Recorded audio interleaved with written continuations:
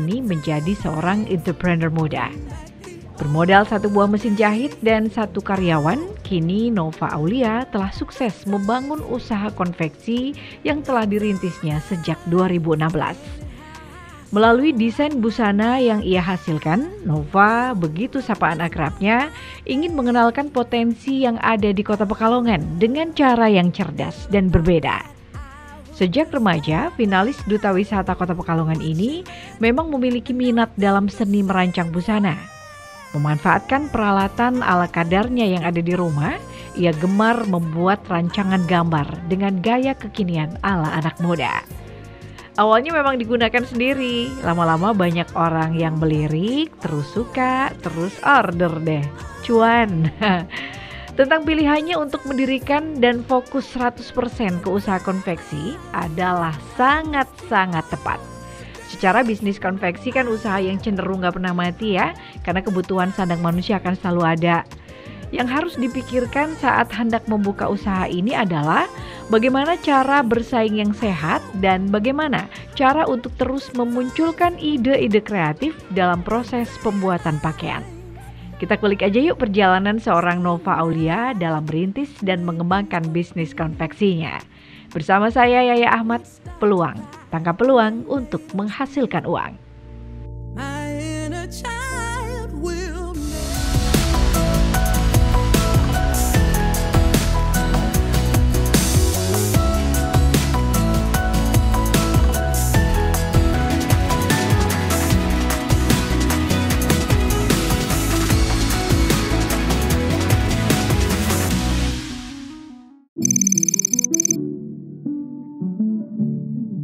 Bisnis konveksi ini sebenarnya udah lama juga sih, cuman sebelum bisnis ini juga saya sudah melalang buana pastinya ya, udah menjajaki peluang-peluang bisnis yang ada, kerja di beberapa tempat, kayak di apotek juga pernah, jaga warnet juga pernah, terus juga ya intinya kita cari pengalaman lah ya, namanya juga masih muda gitu kan, sekarang udah tua. Kalau dulu itu bisnis konveksi saya lebih ke apa ya? Saya tuh lebih ke produsen. Jadi saya memproduksi apa yang teman-teman pada pesan, terus apa yang teman-teman minta, sekiranya pasaran itu apa yang rame itu saya bikin. Awalnya sih dari jualan all shop, Mbak. All shop kayak apa ya? Di sosial media, Facebook, Instagram kayak gitu dulunya. Itu pun sambian buat biaya kuliah juga kan. Nah, terus semakin kesini kok semakin rame.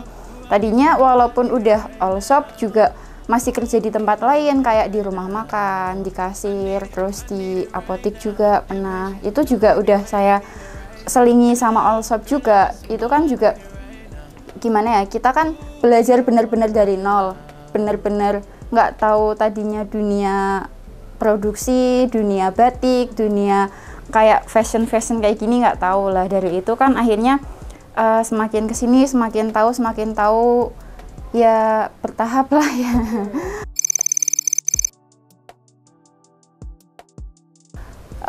Dulu dari 2016. Kalau dulu itu kan belum terlalu tenar, Mbak. Kayak all shop itu masih jarang sekali.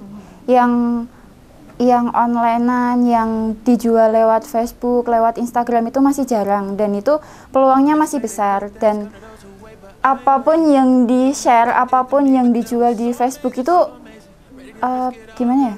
Laris. Soalnya kan belum banyak persaingan kayak gitu kan.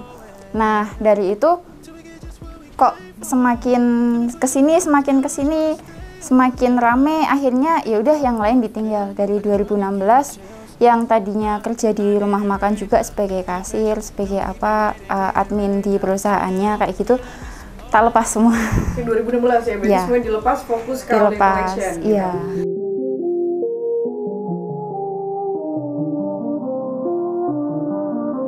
Iki berarti wes potongan terakhir Pak Fit? Iya, ini terakhir berarti. Terakhir loh.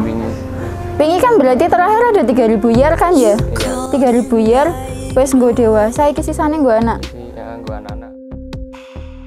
Ya, Nova Aulia atau yang kerap disapa Nova saat ini dikenal sebagai seorang pengusaha konveksi yang diberi nama Aulia Collection. Awalnya Nova adalah karyawan dari berbagai macam bidang pekerjaan. Ya fashion, ya kuliner, ya industri kreatif, semuanya ia coba. Tujuannya mencari pengalaman sebanyak mungkin. Selain itu, ia juga memiliki usaha sampingan, yaitu berjualan online dengan menjual produk orang lain yang bekerja sama dengannya. Iya, benar banget. Pada waktu yang bersamaan, ia disibukkan dengan pekerjaan, perkuliahan, dan bisnis. Dan hebatnya, semua mampu berjalan beriringan.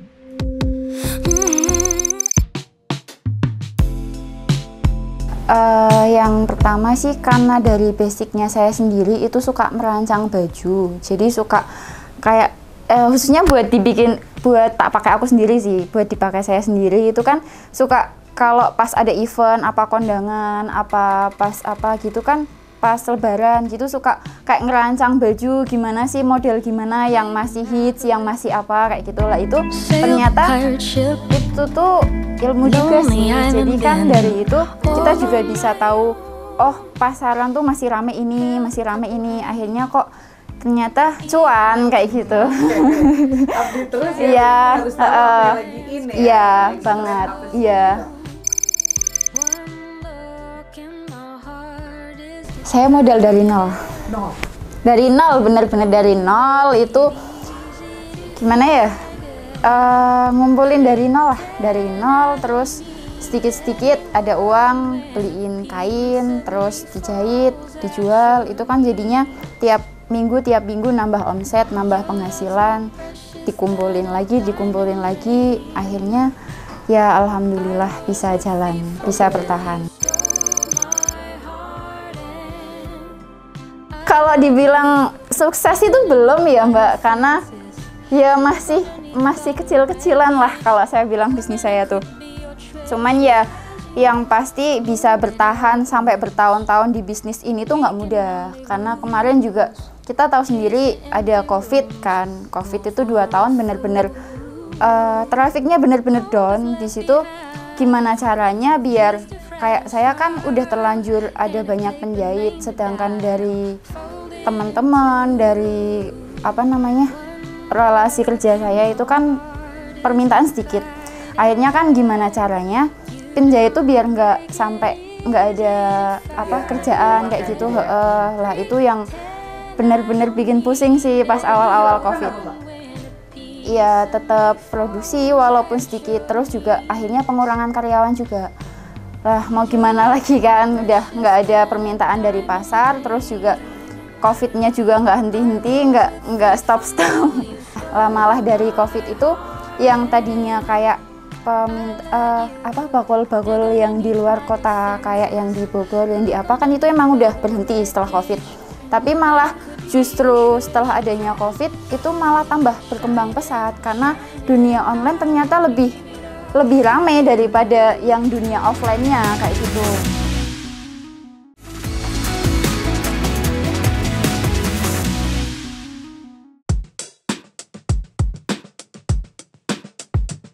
Melihat perkembangan bisnis online-nya yang dirasa cukup bagus, ditandai dengan banyaknya orderan yang masuk, akhirnya Nova memberanikan diri untuk lebih serius terjun dalam bisnis yang bergerak dalam bidang pembuatan pakaian atau kebutuhan sandang. Saat itu ia berpikir bahwa usaha konveksi nggak harus selalu berskala besar yang memerlukan banyak pekerja dan memerlukan banyak mesin-mesin produksi. Sebelum melangkah ke arah yang lebih jauh, tentu saja membutuhkan langkah-langkah kecil terlebih dahulu. Dengan modal terbatas, Nova pun nekat merintis usaha konveksi partai kecil yang menerima pesanan secara eksklusif. Banyak pastinya, kendala tuh nggak lepas ya Kak dari bisnis kayak gini. Ya satu, persaingan harga, persaingan pasar. Apalagi sekarang udah banyak sekali orang yang pada jual online itu udah banyak sekali juga yang punya konveksi sendiri. Lah sedangkan kayak saya kan cuma fokus di produksi, habis itu dikirim ke teman-teman yang pada pesan kayak gitu. Jadi kan saingannya lebih banyak lah pastinya, dan persaingan harga pun semakin kesini semakin murah-murah. ya mau nggak mau saya juga harus mengikuti pasaran, harus mengikuti apa yang masih berkembang. Kalau saya sih lebih ke kualitas ya. Jadi kadang kalau di tempat lain itu dari segi finishing atau segi apa kayak gitu, ya udah cuma dilipet, dimasukkan ke plastik, dikirim kayak gitu. Kalau di tempatku itu wajib pakai setrika uap, terus lebih finishingnya juga lebih ditata lagi. Jadi buat mengatasi kayak persaingan-persaingan gitu, kita harus mempertahankan kualitas jahitan dan kualitas produk yang aku bikin kayak gitu sih. Lebih ke kualitas pertahanan. Yeah, I know I'm good, but I'm getting better. Oke, selamat sore Wine, kakak-kakak. this could have been an email, so don't be wasting my time. Don't Jangan be lupa ikuti toko kami ya, dan jangan lupa tap-tap layarnya. Buka, dikepoin etalasenya. Untuk mempromosikan bisnisnya, Nova menggunakan platform online maupun offline. Selain aktif berjualan dan promo melalui platform seperti Instagram maupun TikTok, ia juga memasarkan dari mulut ke mulut, menjaga hubungan yang baik dengan pelanggan, dan selalu memberikan layanan yang maksimal kepada para customer. Melalui cara-cara tersebut, ternyata bisnis miliknya berkembang pesat hingga mendapatkan banyak pesanan. Menurutnya, dengan mendapatkan banyak orderan, maka dia harus menjaga kepercayaan konsumen, sehingga konsumen gak jerah atau gak kapok untuk kembali memesan produk miliknya. Ia mengatakan ketika kita sudah mendapatkan konsumen, yang harus dijaga itu kepercayaannya, mulai dari kualitas produk dan selalu berusaha menyelesaikan setiap orderan tepat waktu. Dan ia bersyukur usahanya pun mulai mendapat kepercayaan dari customer, baik dari dalam maupun luar kota. Rewind, this could have been an email, so don't be wasting my time. Don't be all in my space, girl. Malah buat itu sih, buat gimana ya? Kita sebenarnya nggak saingan. Biasanya tuh udah ada pasarannya sendiri-sendiri. Bagian sana itu bikin apa. Terkadang apa yang di sana rame, saya bikin ternyata nggak laku kayak gitu. Udah ada rezekinya masing-masing kan. Cuman memang kalau kompetitor yang pas produknya sama, harganya lebih murah itu, ya udah kita kembalikan ke pasar aja. Kalau masih rezeki, ya udah bakal pesan di saya kayak gitu sih. Lebih ke ya udah. Kita lebih menjaga gimana kerjasamanya sama ownernya yang pesen kayak gitu sih Kak. Lebih ke orang-orang Pekalongannya sendiri yang mereka notabene itu lebih ke dunia TikTok, Shopee, Lazada kayak gitu. Kalau yang buat pasar offline, aku udah berhenti sejak awal COVID itu. Awal COVID itu yang orang-orang yang di Bogor, yang di Banten, yang di Cikarang juga pernah ada, itu udah tak lepas semua. Belum, karena ternyata dunia online kan malah semakin rame nih daripada offline-nya. Jadi ya udah kita mengikuti perkembangan zaman aja. Kalau yang rame apa ya kita ikut. Kalau seumpama nggak kayak gitu, kita nggak bisa stay tetap lanjut buat bisnisnya, buat mengikuti persaingan-persaingan yang ada itu lumayan susah sih kalau cuma mengandalkan di offline. Kalau saya sendiri sebenarnya sih fokus di produksi. Jadi kalau barang udah sampai, barang yang saya bikin tuh udah pesanan semua. Ya jadinya ya produksi sesuai pesanan, tapi saya juga kadang jual sendiri juga di TikTok, terus di Lazada juga ada, di Shopee juga ada, cuman itu nggak yang pokok, jadi itu cuma buat selingan aja, buat nambah-nambah kayak gitu.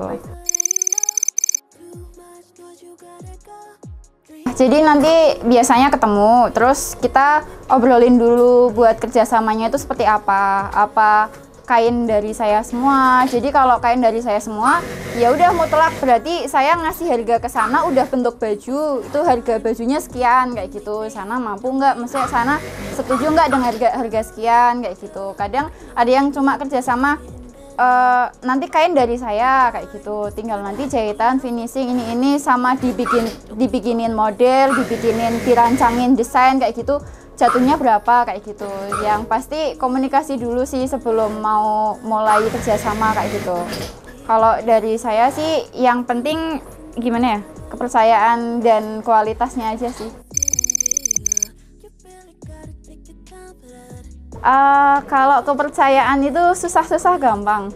Yang pasti kalau udah dikasih kepercayaan itu kalau pas kita kadang nyeleweng sedikit gitu, langsung nantinya si customer itu langsung berbelok ke yang lain. Namanya juga kompetitornya banyak ya.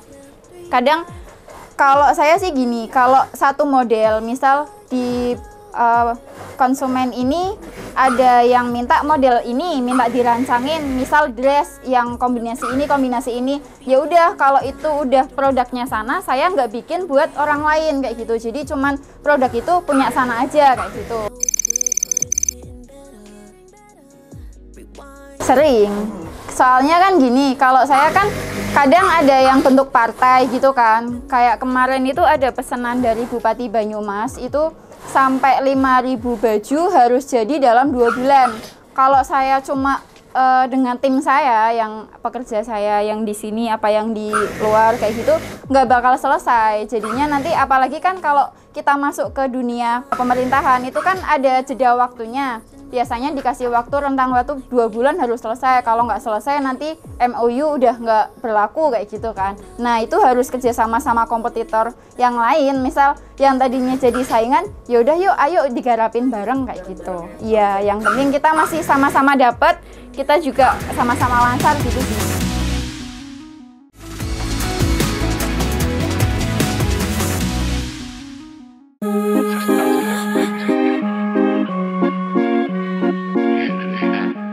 7 tahun berselang pemirsa, usaha yang ia dirikan bisa dibilang mengalami pertumbuhan yang berarti ya, pertumbuhan pesat. Dia juga terus membangun relasi dengan banyak kalangan. Saat ini sudah banyak para distributor yang berbisnis bersamanya. Bahkan produknya telah berhasil menembus pasar ekspor. Blazer, pants maupun gamis ataupun yang lainnya yang ia produksi telah mendapat pesanan hingga ratusan model. Nova sendiri mengaku kadang ia kewalahan dengan pesanan yang selalu membludak. Pegawainya tentu saja akhirnya bertambah banyak. Awalnya dia hanya memiliki beberapa karyawan. Saat ini karyawannya baik tetap maupun lepas telah mencapai puluhan orang. Omsetnya juga telah mencapai nilai yang kadang ia sendiri nggak pernah menyangka. Dan menurutnya omset tersebut mampu dia raih karena dia bekerja keras, membangun relasi, terus menghargai produktivitas para karyawan dan mempelajari kebutuhan pasar. Saya pekerja keras. Kalau belum mencapai target, akan terus saya kerjakan.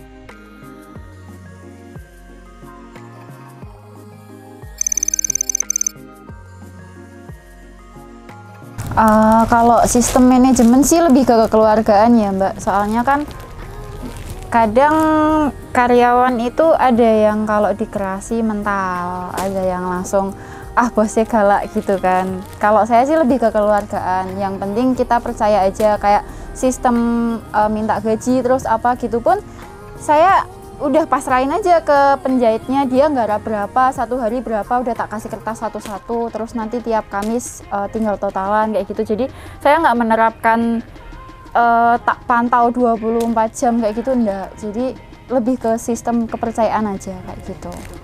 Kekeluargaan. Terus juga buat koordinasi apa gitu kan juga lebih enak tuh kalau kekeluargaan. Jadi aku kayak nganggep pekerjaku tuh kayak ya teman, ya keluarga, ya saudara kayak gitu. Cuman memang ada dampak negatifnya juga sih kalau dari sistem kekeluargaan. Kalau ada yang orangnya yang nggak benar kayak gitu jadi menyepelekan pun ada. Jadi kan yo gimana nanti aku menempatkan posisi aja. Ada saatnya aku menerapkan sistem kekeluargaan, ada saatnya aku menerapkan sistem profesionalitas kerjaan. Iya.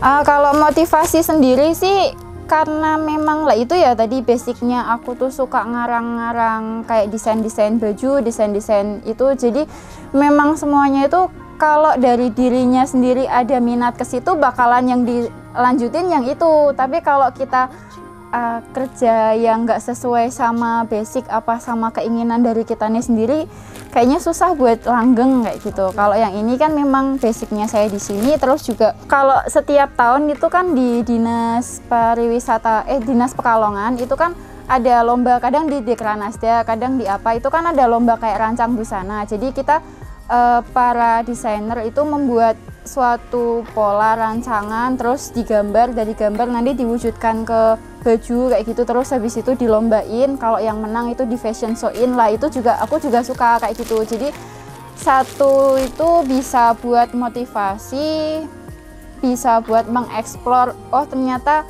aku masih kurang nih ilmunya, oh ternyata bisa nih model kayak gini dijual di pasaran kayak gitu. Kalau saya pendidikan malah dari kuliah malah SPDI. Harusnya jadi pelajar ya. Itu nyerong sekali kan, malah terjun ke dunia ini karena memang lebih nyamannya di sini sih. Iya, karena memang sebenarnya belajar kayak gini tuh sambil jalan, nggak bisa kita sekolah khusus untuk ini kayak gitu, malah yang les-les jahit apa-apa kayak gitu nggak semuanya bisa terjun langsung sih.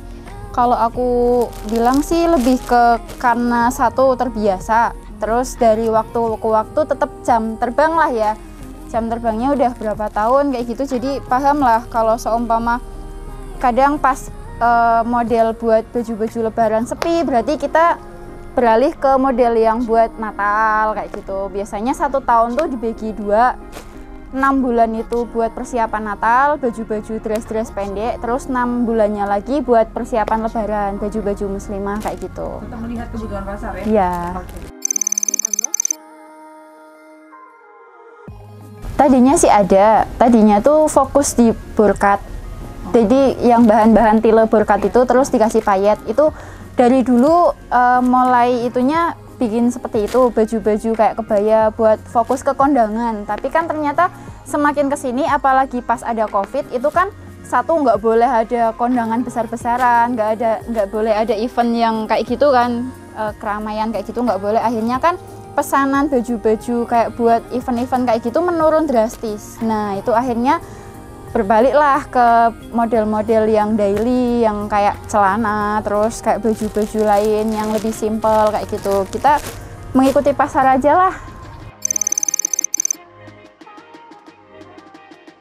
Pernah sih, kan pas yang pasti pas COVID itu ya bener-bener stuck dan bahkan menurun drastis, bahkan omset juga turun, pendapatan turun, karyawan juga harus hilangkan satu persatu, walaupun masih ada lah ya. Pas di situ saya beralih ke bisnis lain sih, pas itu lebih ke pas saat itu ya, pas itu malah saya buka bisnis roti kue kering buat lebaran kayak gitu kan. Itu sampai 2 tahun. Pas COVID itu akhirnya pindah ke bisnis kue kering kayak gitu 2 tahun. Cuman ini tetap jalan, jadi selama 2 tahun itu bisnis kue kering jalan, ini juga jalan, cuman ininya kan kendor kayak gitu. Sekarang kencengin lagi ya. Alhamdulillah lah. Kalau targetnya sih ini sih, kalau saya kan masih mencar. Dalam artian satu tempat produksi itu belum komplit, kayak yang tadi itu di rumah. Yang di bagian sana cuma ada penjahit kayak gitu. Yang di sini ada yang jahit, ada yang motong, ada yang itu. Terus nanti lubang kancing sama setrika itu keluar. Nah itu kalau target saya pengennya sih ada satu bangunan yang fokus buat produksi saya, bahkan sampai di setrika sampai lubang kancing itu satu tempat semua kayak gitu. Finishing ya semuanya. Iya, tapi kan juga butuh modal yang besar. Kira-kira kapan itu akan direalisasikan? Doakan saja ya Mbak, semoga secepatnya.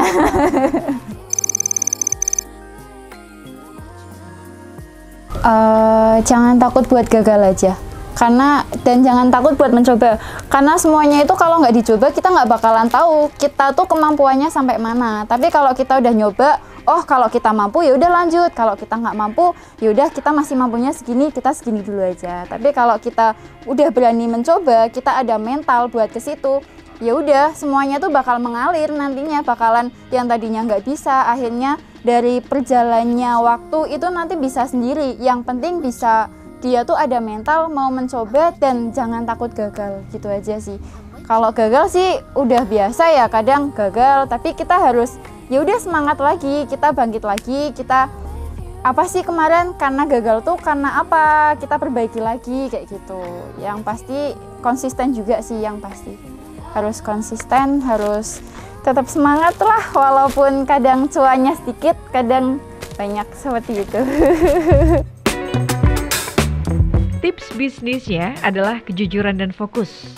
Sebab dengan bersikap jujur akan mengajarkan untuk bisa disiplin dan menjaga kepercayaan customer. Sementara fokus harus tetap dijaga agar segala energi bisa kita gunakan untuk mengembangkan bisnis. Saat ini untuk mengembangkan bisnisnya, Nova akan memperluas jangkauan pasar sehingga semakin banyak orang bisa merasakan dampak usahanya, terutama dampak ekonomi. Ya, bisnis konveksi memang membutuhkan ketekunan, dedikasi, dan kerja keras. Jangan pernah berhenti berinovasi, terbuka terhadap umpan balik pelanggan, dan selalu mencari peluang untuk berkembang. Demikian peluang hari ini, saya Yaya Ahmad. Sampai jumpa.